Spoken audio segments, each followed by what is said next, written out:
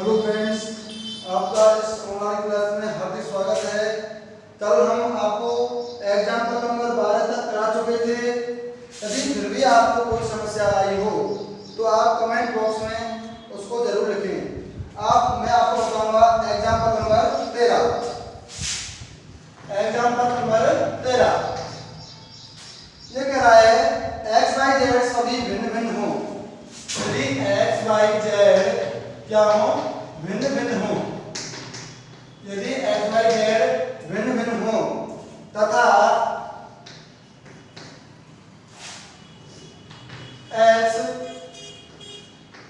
X square 1 plus x cube y square 1 plus y cube z square 1 plus z cube बराबर है 0 के। तो आपको एक्स वाई जेड बराबर है इसके -1 के। क्लियर है सभी को? आपको बताना है, आपको दिया है कि भाई एक्स वाई जेड क्या है, भिन्न भिन्न है, अर्थात एक्स वाई जेड तीनों का मान क्या है, अलग अलग है, तथा आपको इस सामने का मान क्या दिया हुआ है, 0। तो आपको बताना है कि एक्स वाई जेड किसके बराबर है, -1 के। जो एक्स वाई जेड का जो गुना है, मल्टीपल है, वो किसके बराबर है, -1 के। तो देखिए दिया है, क्या दिया है आपको, x square 1 plus x cube y square 1 plus y cube z square 1 plus z cube बराबर है 0 के। क्लियर है? अब देखो, मैंने आपको एक गुणधर्म बताया था, यदि सारणी का कोई भी पंक्ति या कोई भी स्तंभ 2 या 2 से अधिक सारणिकों के योगफल के रूप में है। यदि सारणी का कोई भी पंक्ति या कोई भी स्तंभ 2 या 2 से अधिक सारणिकों के 2 या 2 से अधिक संख्याओं के योगफल के रूप में है, तो हम उस सारणी को 2 या 2 से उसी क्रम की 2 या 2 से अधिक सारणिकों के योगफल के रूप में व्यक्त कर सकते हैं। अब आप देख रहे हैं कि जो आपका C3 कॉलम है, आपका जो तीसरा कॉलम है, बताइए प्रत्येक 2 संख्याओं के योगफल के रूप में है, तो आप इसको अलग अलग करके लिख सकते हो। तो ये बराबर होगा x square 1 y square 1 z square 1 plus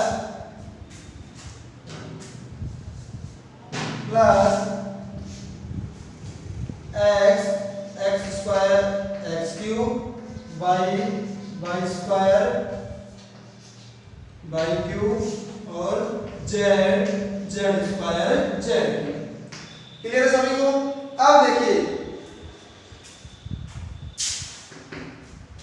यहाँ पहली पंक्ति में देखिए x कॉमन आ रहा है, एक्स स्क्वायर एक्स क्यूब। दूसरी पंक्ति से आप y कॉमन ले सकते हो और तीसरी पंक्ति से आप z कॉमन ले सकते हो। तो इसमें इसको ऐसे कैसे रहने दीजिए, ये है आपका x square 1 y square 1 z square 1 plus, मैं पहली पंक्ति से x, दूसरी से y और तीसरी से क्या कॉमन ले रहा हूं, z। तो बाहर क्या आएगा, x y z।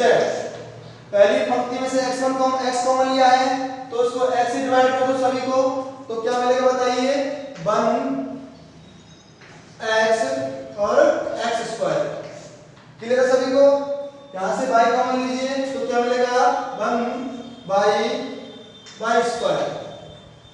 यहां से z कॉमन लीजिए तो क्या मिलेगा, 1 जेड और जेड स्क्वायर। क्लियर है सभी को? अब देखिए, मैं आपको एक उदाहरण और बताया था, यदि कोई भी 2 स्तंभों को या किन्हीं भी 2 पंक्तियों को आपस में इंटरचेंज करें तो सारणी का है वो चिन्ह परिवर्तित हो जाता है। यदि कोई भी 2 पंक्तियों या कोई भी 2 स्तंभों को यदि हम चेंज करें तो उस सारणी का चिन्ह परिवर्तित हो जाता है। अब देखिए मैं ये सारणी और इस सारणी के जो आपके अवयव हैं वो सारे के सारे क्या हैं, समान हैं। लेकिन देखिए आपका जो पहला इसमें जो तीसरा स्तंभ है वो इसमें क्या है, पहला स्तंभ है। इसमें जो आपका पहला स्तंभ है इसमें कौन सा है, दूसरा। अर्थात इसमें सिर्फ स्तंभ इधर उधर हैं, संख्या आपकी वही है। तो क्या कर रहा हूं मैं, सबसे पहले ये C3 है वो वहां पर लेके आना है C1 की जगह। तो आप क्या कर सकते हो, C3 को चेंज कर सकते हो C1 से। इसका मतलब क्या हुआ, C3 को मैं चेंज कर रहा हूं C1 से और C1 को चेंज कर रहा हूं मैं C3 से। क्लियर है, करिए। तो ये बराबर होगा, अब चेंज करेंगे तो क्या दिक्कत आएगी, सिर्फ माइनस का चिन्ह बाहर आ जाएगा। क्योंकि मैं बताया था जब दो स्तंभों को आपस में चेंज करते हैं तो सामने का जो प्लस का चिन्ह है वो किसका हो जाएगा, माइनस का, और ये माइनस का चिन्ह होता तो किसका हो जाता, प्लस का। अर्थात चिन्ह परिवर्तित हो जाता है। तो ये हो जाएगा 1 1 1। आपने C2 में तो चेंज किया नहीं है तो इसको ऐसे कैसे रख दो, x² y² और z², x y और z plus x y z 1x x² 1 y y² 1 z और z²। क्लियर है सभी ये। अब देखो, अब क्या है, सिर्फ जो आपका दूसरा स्तंभ है इसमें जो आपका दूसरा स्तंभ है यहाँ पर तीसरा स्तंभ है और यहाँ जो आपका तीसरा स्तंभ है वहां आपका यहाँ इधर वो आपका दूसरा स्तंभ है। तो मैं क्या कर रहा हूँ, C2 और C3 को भी आपस में चेंज कर रहा हूँ। किसको, C2 को और C3 को कर दीजिए। यहाँ पर क्या है बताइए, ये माइनस है, किसका हो जाएगा, प्लस का, क्योंकि मैं अब C2 और C3 को आपस में चेंज कर रहा हूँ। और चेंज क्यों कर रहा हूँ, क्योंकि आपको x y z लाने के आने हैं दूसरे स्तंभ में। मेरा जो गोल है वो इन दोनों को समान बनाना है। क्या करना है, दोनों को समान बनाना है। अब देखिए तो माइनस क्या हो जाएगा, प्लस का, क्योंकि मैं C2 और C3 को आपस में चेंज कर रहा हूँ। 1 1 1 x y z x² y² और z² प्लस ये आपको ऐसे कैसे रखना है, x y z 1x x² 1 y y² और 1 z z²। क्लियर सभी के। अब देखो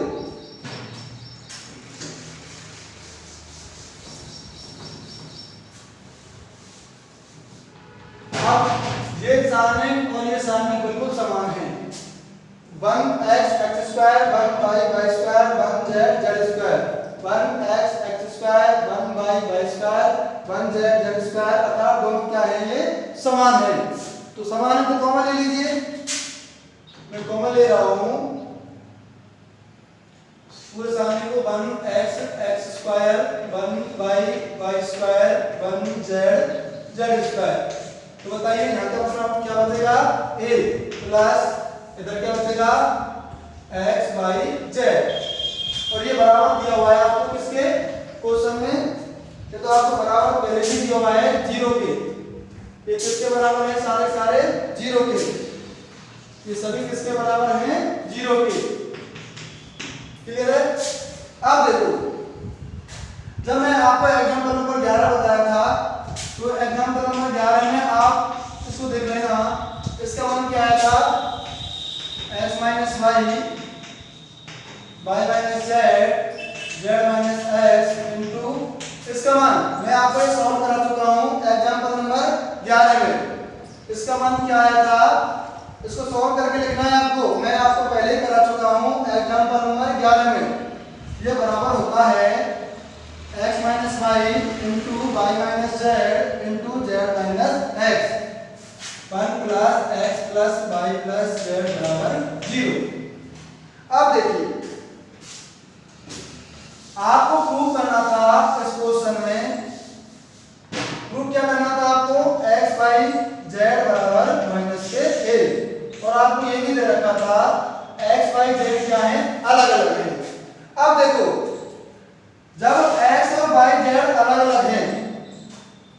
क्या है, अलग अलग। देखिए आप ये बताइए, जब इन सबका मान 0 है तो ये 0 नहीं हो सकता x माइनस वाई, क्योंकि x माइनस वाई 0 कब होगा, जब x और y दोनों समान हो। भाई x माइनस वाई 0 कब होगा, x माइनस वाई 0 कब होगा, जब x बराबर क्या हो, y। लेकिन आपको क्वेश्चन में ही दिया हुआ है कि x y बिल्कुल समान नहीं है। इसी प्रकार ये 0 कब होगा, जब y माइनस z, 0 कब होगा, जब y की वैल्यू किसके बराबर हो, z के। और ये आपको क्वेश्चन में दिया हुआ है कि y की वैल्यू z के बराबर नहीं है। क्वेश्चन में है आपको x y z क्या है, अलग अलग है, भिन्न भिन्न है। इसी प्रकार z माइनस x पे 0 नहीं होगा, क्योंकि 0 सिर्फ जब होगा जब z किसके बराबर हो, x के। तो ये तीनों मान 0 नहीं हो सकते, तीनों जो मान है 1 2 3 0 नहीं होगा। और आप जानते हैं 0 कब होगा, आपको दो संख्या, आपकी पहली संख्या मान ली और ये आपकी दूसरी मान ली। आपको पता है a × b बराबर 0 होता है, कब, जब या तो a बराबर 0 हो या फिर b बराबर 0 हो। और आपको ये तो पता ही है कि इनका इसका मान 0 नहीं है, क्योंकि इसमें से कोई भी 0 नहीं है, ना तो x y के बराबर है, ना y z के बराबर है, ना z x के बराबर है। तो आपको सिर्फ एक ही केस होता है कि 1 प्लस x y z किसके बराबर होना चाहिए, 0 के, तभी जो व्यंजक है इसका मान क्या होगा, 0। तो बताइए यहाँ से x y z कितना आ गया, माइनस के a। क्लियर है सभी को।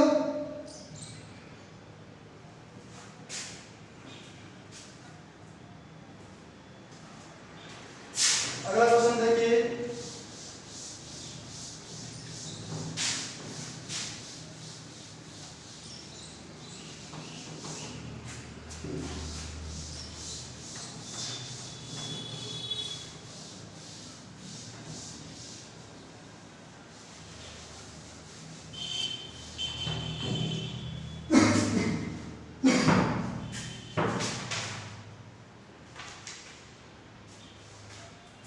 Example number 14। अब देखिए आपको दिया है 1/a square bc, 1/b b square और ac, 1/c c square ab। आपको उसका मान निकालना है। अब देखो मैं आपको पहले ही बता चुका हूं, आप बिना गुणधर्म के भी इसका मान निकाल सकते हैं। जैसा कि आप पता है प्रसार नियम से और सारोस के नियम से इसका मान आप डायरेक्ट निकाल सकते हो। लेकिन जो आपकी कैलकुलेशन है वो टफ हो जाती है, उस कैलकुलेशन को आसान बनाने के लिए आपने क्या यूज करेंगे, सारणी के गुणधर्म यूज करेंगे। अब देखिए ये 1/a है, ये 1/b है, ये 1/c है। यदि मैं इसको 1 बना दूं, इसको भी 1 बना दूं, इसको भी 1 बना दूं, तो ये बताइए 1 1 1 होगा और आपस में जब इनको घटाएंगे तो क्या मिलेगा, 0 मिलेगा। देखिए जब 1 1 1 हो जाए तो आप r1 में से r2 घटा दिए तब 0 मिल जाएगा, और r2 को r3 से घटा दीजिए तब भी 0 मिल जाएगा। तो आपका इसमें करना क्या है, तो सबसे पहले आप इसको क्या करिए, 1 बनाइए। अब 1/a को 1 बनाने का तरीका क्या है, आप यदि इस R1 में, यदि आप इस R1 में क्या बना कर दें, a का गुना कर दें, क्या कर दें, a का गुना कर दें, तो आपको 1/a क्या हो जाएगा, 1 बन जाएगा।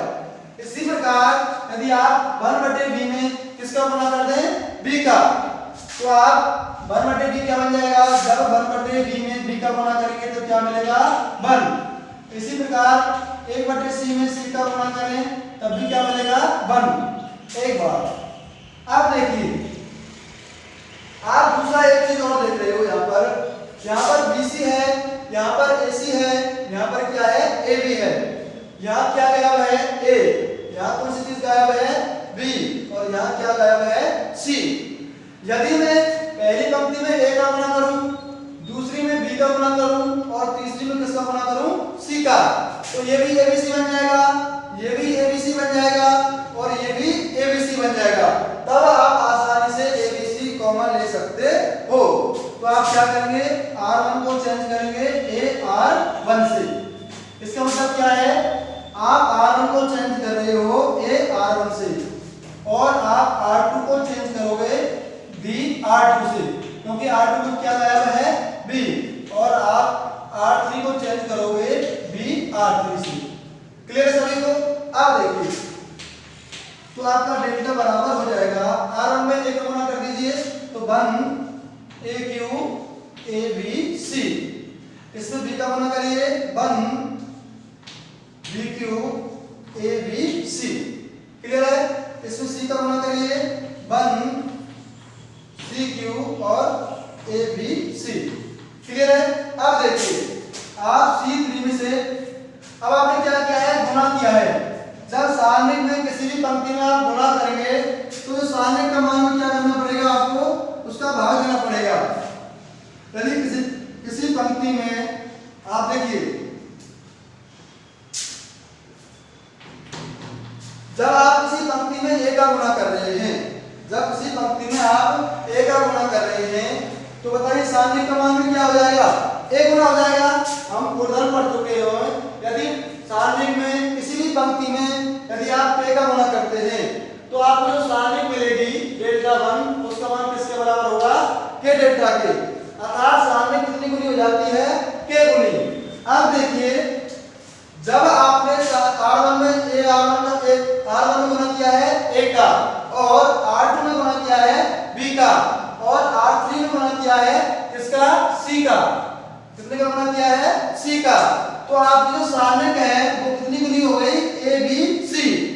तब इन दोनों सारणिकों को बराबर करने के लिए आपको क्या करना पड़ेगा, ABC का भाग भी देना पड़ेगा। क्लियर है? यदि आप ABC का भाग नहीं देंगे तो ये सारणिक दोनों बराबर नहीं होंगी, क्योंकि जो आपको सारणिक मिली है इस सारणिक की कितनी गुनी है, ABC गुनी है। क्योंकि आप जानते हो यदि सारणिक में किसी पंक्ति में आप k का गुणा करेंगे तो जो आपको सारणिक मिलेगी, गुणा करने के बाद आपको सारणिक मिलेगी वो मूल सारणिक की, प्राप्त सारणिक मूल सारणिक की k गुनी हो जाती है। जब आप इसमें ABC का गुणा कर रहे हो तो ये सारणिक भी ABC गुना हो जाएगी। तो बराबर कब होगी, जब मैं इसमें ABC का भाग दे दूंगा। क्लियर सभी को? अब देखिए आप ABC, आप C3 में तीनों जगह क्या है, ABC, तो आप C3 में से क्या ले लेंगे, ABC कॉमन ले लेंगे। जब हम किसी में गुणा करते हैं तो भाग करते हैं तो उस सारणिक में क्या करेंगे, उसी संख्या का भाग भी देंगे। अब क्या है, हम कॉमन ले रहे हैं तो ये ऐसे कैसे बाहर आ जाएगा। तो ABC को भाग ले लीजिए, ABC बटे में आप बताइए ABC, तो 1 1 1 AQ BQ और CQ, यहाँ कितना बचेगा 1 1 1। अब देखिए यहाँ पर दोनों स्तंभ समान हैं, पहला और तीसरा, और आप जानते हो यदि सारणिक के कोई भी दो स्तंभ समान हैं तो सारणिक का मान क्या होता है, 0 होता है। क्लियर है सभी को? आपको विशेष ध्यान रखना है, यदि आप सारणिक में किसी भी पंक्ति में किसी अवयव का गुणा कर रहे हैं, किसी भी पंक्ति में किसी अवयव का गुणा कर रहे हैं तो आपको उसी अवयव का भाग भी देना पड़ेगा, तभी दोनों सारणिक बराबर होंगे। आप यदि R1 में A का गुणा कर रहे हैं तो आपको सारणिक में A का भाग भी देना पड़ेगा। यदि आप B का गुणा कर रहे हैं तो आपको B का भी भाग देना पड़ेगा, और यदि आप C का गुणा कर रहे हैं तो भी आपको C का भाग देना पड़ेगा, तब ही दोनों सारणिक क्या होंगी, बराबर होंगी। क्लियर सभी को? अब देखिए यहाँ से आपने जब ABC कॉमन लिया है तो ये भी 1 1 1 हो गया, तो दोनों क्या है, दोनों सारणिक समान है। अतः आप जानते हो कि यदि सारणिक की कोई भी दो स्तंभ समान हो, यदि सारणिक के कोई भी दो स्तंभ समान है, इसका मतलब ये हुआ उस सारणिक का मान क्या होगा, 0 होगा। अगर देखिए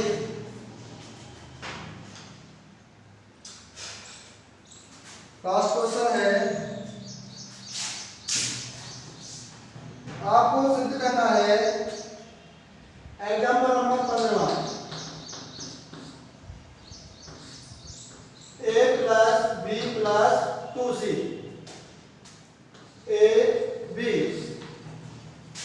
C C B plus c plus 2a, b a और ये आपका बी और C plus a plus 2b, और ये आपको बराबर बताना है 2 into a plus b plus c के होल क्यूब। इधर देखिए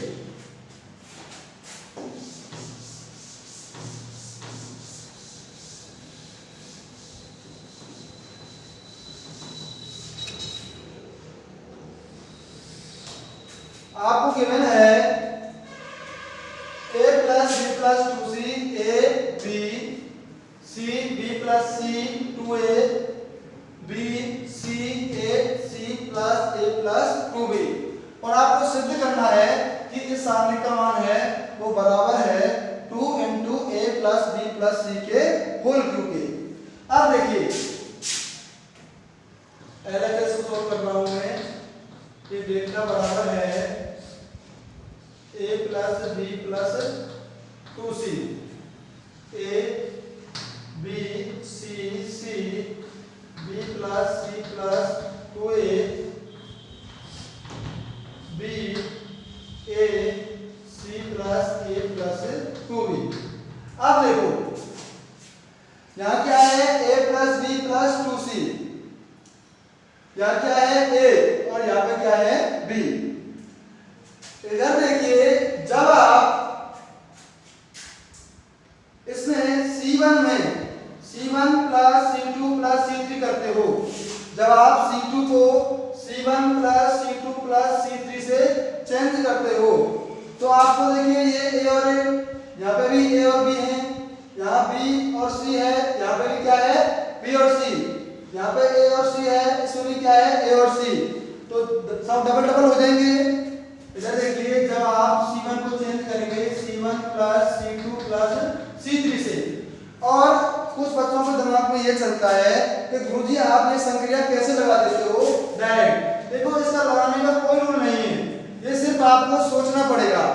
अब देखिए मैं आपको बता रहा हूँ कि आपका जो हर क्वेश्चन में गोल होगा वो यही रहेगा कि ज्यादा से ज्यादा जीरो बनाओ, और या फिर उसमें से कुछ ऐसी संख्या लगाओ ताकि उसमें से कुछ कॉमन आ जाए।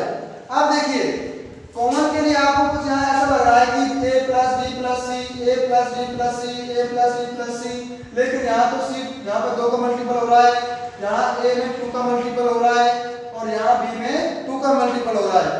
अब आपको तीनों को समान बनाने के लिए यहाँ पे a और b और चाहिए। अब देखो a और b यहाँ पे है, तो आप जब C1 और C2 और C3 तीनों को ऐड करेंगे तो ये भी 2 into a plus b plus सी बन जाएगा, और ये भी क्या बन जाएगा 2 into a plus b plus c, और ये भी क्या बन जाएगा 2 into a plus b plus सी।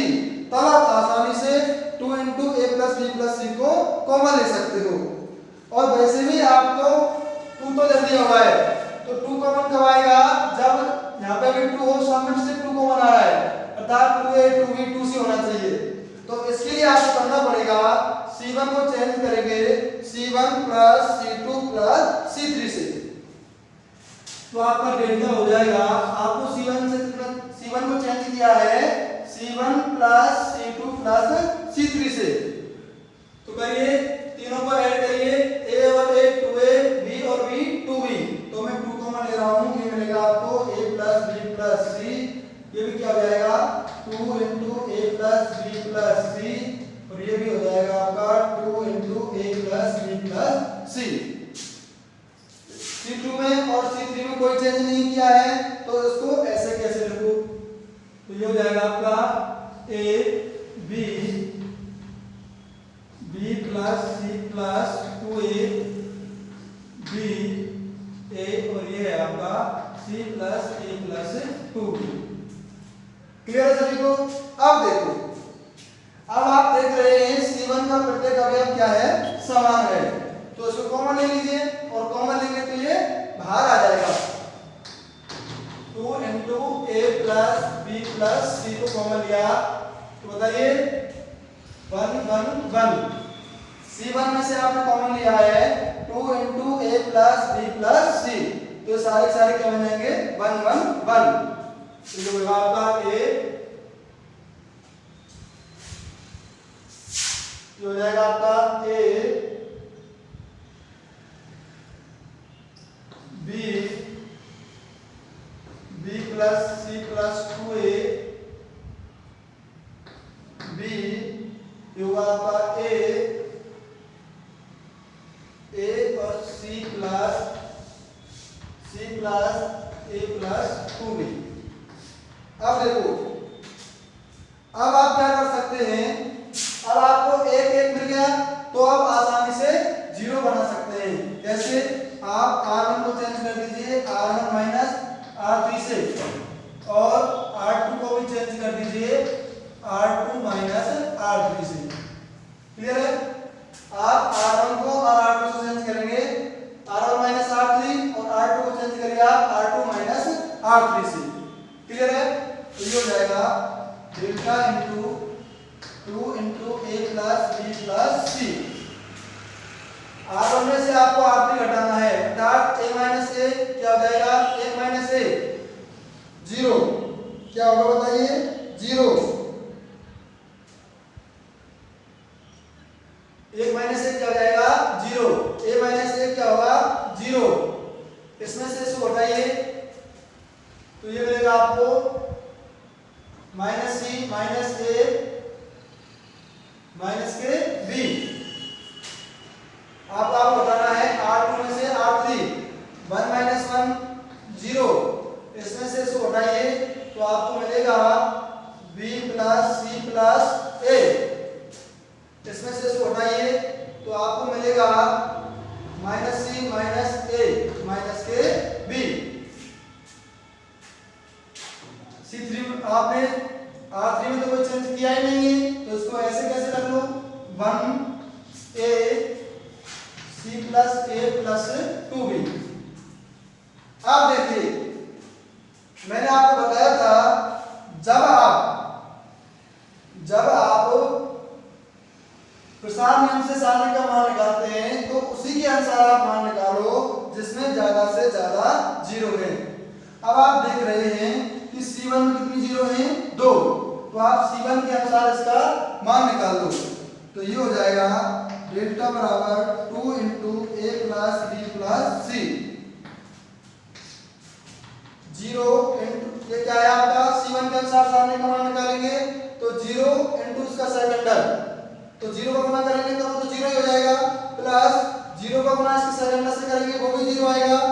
अब इसके लिए चिन्ह किसका आएगा बताइए। अब देखिए प्लस का ये क्या है, A31, क्या है, A31, और 3 प्लस 1 कितना होता है, 4, और 4 है तो इसके लिए चिन्ह किसका आएगा, प्लस का। सम होता है तो प्लस आता है सेकंडर्स के लिए। भाई ये तो करते हैं चिन्ह इंटू उपसारणी। सेकंडर निकालने के लिए किसी अवयव के लिए क्या करते हैं, उसका चिन्ह और उसका उपसारणी। चिन्ह देखते हैं वो किस स्थिति पर आ रहा है, i प्लस जे के हिसाब से उसका चिन्ह निर्धारण होता है। यदि i प्लस जे सम है तो चिन्ह प्लस का आएगा, और i माइनस जे विषम है तो क्या आएगा, माइनस आएगा। इसके लिए i प्लस जे का मान क्या है, 4, क्योंकि इसकी स्थिति क्या है, 3a, यानी कि तीसरी पंक्ति में है और पहले स्तंभ में है, तो प्लस का चिन्ह आएगा। उपसारणी निकालने के लिए इसको डिलीट कर देंगे तो क्या बचेगी बताइए, 1 इंटू उपसारणी क्या बची, 0, इससे माइनस कॉमन ले लीजिए, a plus b plus c, a plus b plus c, और ये आपका minus c minus a minus के बी। इसको गुणा से करेंगे तो ये हो जाएगा आपका डेल्टा बराबर 2 into a plus b plus सी। इसको गुणा से करिए क्या आएगा बताइए, 0, 0। इसको गुणा से करेंगे माइनस माइनस क्या हो जाएगा, plus a plus b plus c का होल स्क्वायर। दोनों समान है, a plus b plus c into a plus b plus c. ये माइनस है तो माइनस माइनस करेंगे तो क्या हो जाएगा, प्लस। तो ये आपको मिलेगा डेल्टा बराबर 2 into a plus b plus c का होल क्यूब।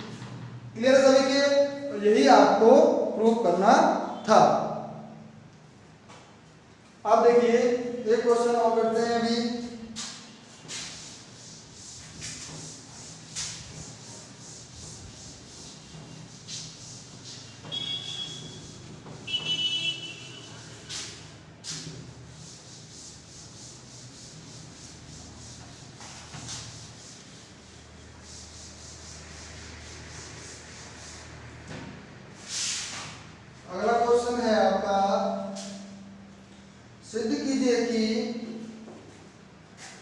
एग्जाम्पल नंबर 16 आपको बताना है 1 plus a 1 1 1 1 plus b 1 1 1 1 plus c, और ये आपको बराबर करना है a b c into a plus 1 upon a plus 1 upon b plus 1 upon c के। क्लियर सभी को? अब देखो आपको ये बताना है कि इस सारणी का मान बराबर है a b c into 1 plus a 1 plus 1 by a plus 1 by b plus 1 by c. अब देखो इसमें आपको 1 by a 1 by b 1 by c की टर्म लेके आनी है। तो बताइए 1 बाई ए 1 बाई बी कब आएगा? जब यहाँ से मैं ए कॉमन लेता हूँ। जब आप R1 में से ए कॉमन लेंगे तो बताइए 1 बाई ए बनेगा कि नहीं बनेगा? यहाँ से आप इसमें से बी कॉमन लीजिए तो ये क्या बनेगा 1 बाई बी। इसमें से आप जब सी कॉमन लेंगे तो ये क्या बन जाएगा 1 बाई सी। क्लियर है? तो आपका LHS बनेगा, इसमें से ए कॉमन ले रहा हूँ, R2 में से बी कॉमन ले रहा हूँ, R3 में से सी कॉमन ले रहा हूँ। आपने R1 में से ए, R2 में से बी और R3 में से सी कॉमन लिया है, तो ये बनेगा आपका 1 बाई ए प्लस 1, ये होगा आपका 1 बाई ए और ये होगा आपका 1 बाई ए। इसमें से क्या कॉमन ले रहे हो आप? बी, तो ये हो जाएगा 1 बाई बी। कॉमन का मतलब भाग देना, तो 1 में बी कमा देंगे तो 1 बाई बी, ये हो जाएगा 1 बाई बी प्लस 1, ये हो जाएगा आपका 1 बाई बी। इसमें सी का भाग दीजिए 1 बाई सी, ये हो जाएगा 1 by c 1 by c plus 1। Clear है सभी को? तो पहले तो आपने ए बी सी को प्राप्त कर लिया। क्लियर है? अब देखिए आपको चाहिए 1 प्लस 1 अपॉन ए 1 अपॉन बी 1 अपॉन सी। अब देखिए 1 प्लस 1 अपॉन ए 1 अपॉन बी 1 अपॉन सी, यदि आप R1 को चेंज कर दें R1 plus R2 plus R3 से, यदि आप R1 को चेंज कर दें R1 plus R2 plus R3 से, देखिए इन तीनों को आप ऐड करिए तो क्या मिलेगा 1 plus 1 by a plus 1 by b plus 1 by c. तो मिल रहा है कि मिल रहा है? देखिए आपको 1 plus 1 by a plus 1 by b plus 1 by c. तो आप क्या करेंगे R1 को चेंज करेंगे R1 plus R2 plus R3 से, तो आपका LHS हो जाएगा a b c into 1 plus 1 upon a plus 1 upon b plus 1 upon c, ये भी हो जाएगा आपका 1 plus 1 upon a plus 1 upon b plus 1 upon c. इसी प्रकार ये भी होगा आपका 1 plus 1 upon a plus 1 upon b plus 1 upon c. इसको ऐसे कैसे रखिए? R2 में और R3 में मैंने कोई चेंज नहीं किया है, इसलिए उनको ऐसे कैसे रखो 1 अपॉन बी, ये है आपका 1 अपॉन बी प्लस 1, ये है आपका 1 upon b, 1 upon c 1 upon c 1 plus 1 upon सी। अब देखिए आप R1 में से कॉमन ले सकते हो 1 plus 1 upon a plus 1 upon b plus 1 upon c. Common लेंगे तो बाहर आ जाएगा, तो ये होगा a b c into 1 plus 1 upon a plus 1 upon b plus 1 upon c. तो बताइए R हो जाएगा 1 1 1, ये हो जाएगा आपका 1 upon b 1 upon b plus 1 1 upon b 1 upon c 1 upon c 1 plus 1 upon c. Clear है? आपने क्या किया है, इस R1 में से कॉमन लिया है 1 plus 1 upon a plus 1 upon b plus 1 upon c, तो ये सारे के सारे क्या बन जाएंगे 1।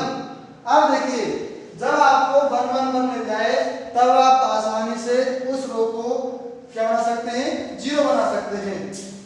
तो आप क्या कर सकते हैं, आप C1 को चेंज कर दीजिए C1 माइनस C2 से, चाहे C1 माइनस C3 से कर दो और C2 को चेंज कर दो C2 माइनस C3 से। मैं बार बार आपको बता रहा हूँ, जिसको आप चेंज कर रहे हैं, जिसको आप चेंज कर रहे हैं उसका जो गुणांक है हमेशा कितना रखना है, 1 रखना है।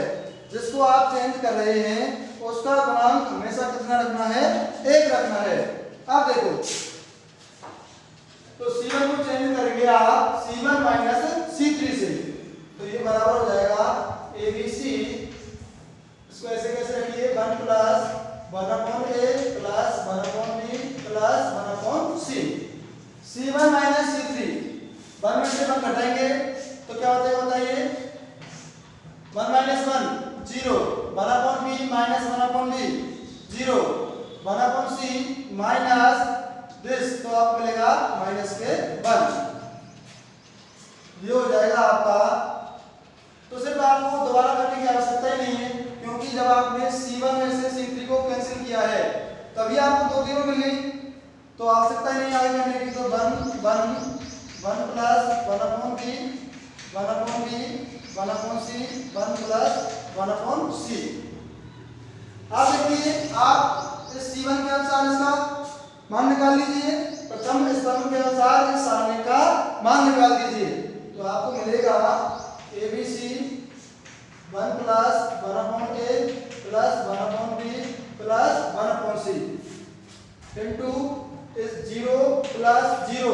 भाई इसका 0 का सेकंड से गुणा करेंगे तो दोनों के लिए तो क्या जाएगा 0। अब ये आपको क्या है, A31 प्लस माइनस प्लस चिन्ह देखिए आप, यदि आप ये पता नहीं चलता है I प्लस J सम के लिए, तो आप डायरेक्ट क्या कर सकते हो, जब आप प्रथम पंक्ति के अनुसार मान निकालेंगे तो plus minus plus plus minus plus minus plus minus plus minus plus ऐसे आप कर सकते हो। नहीं, सबसे अच्छा तरीका तो वही है, जब I प्लस J सम है तो प्लस और I माइनस J सम है तो माइनस। और इसके लिए I प्लस J क्या है भाई, ये कौन सा अवयव है, A31 वाला, और 3 प्लस 1 क्या होता है, सम, तो चिन्ह किसका आएगा, प्लस का, तो -1 इनटू इसका उपसारणी, इसको हटाओ और इसको हटाओ, तो 1 का बड़ा 1/b से करेंगे, चलो इसको उपसारणी लिख लीजिए, 1 प्लस 1/b और 1/b, तो ये बराबर होगा ABC 1 plus 1/a plus 1/b plus 1/c 0 plus 0 minus 1 का गुणा 1/b से करो क्या आएगा 1/b, इससे गुणा इससे करो तो क्या आएगा -1 माइनस 1/b प्लस 1/b से माइनस b कट जाएगा तो माइनस माइनस क्या हो जाएगा प्लस, तो ये लास्ट में क्या आएगा आपको 1, तो ये बराबर हो जाएगा ABC * 1 plus 1/a plus 1/b plus 1/c के, और जो इसके बराबर है RHS के। तो ये क्वेश्चन अभी आपके एग्जाम में आया था 2020 में। तो देखिए आपको LHS और RHS दोनों का ध्यान रखना है। जब आप इस सारणी को मान निकालेंगे तो आप LHS और RHS दोनों में तुलना करेंगे कि आपको क्या कॉमन लेना है, किसका गुणा करना है, कौन सा गुणधर्म लगाना है। आप इस प्रकार के जितने ज्यादा से ज्यादा क्वेश्चन करेंगे, आपकी जो कैलकुलेशन है, कब क्या करना है, किसमें से क्या घटाना है, क्या जोड़ना है, किसका गुणा करना है, आप स्वतः ही सीख जाओगे। सिर्फ आप अपने हिसाब से इसमें अलग अलग संक्रियाओं का प्रयोग करेंगे। ओके, धन्यवाद।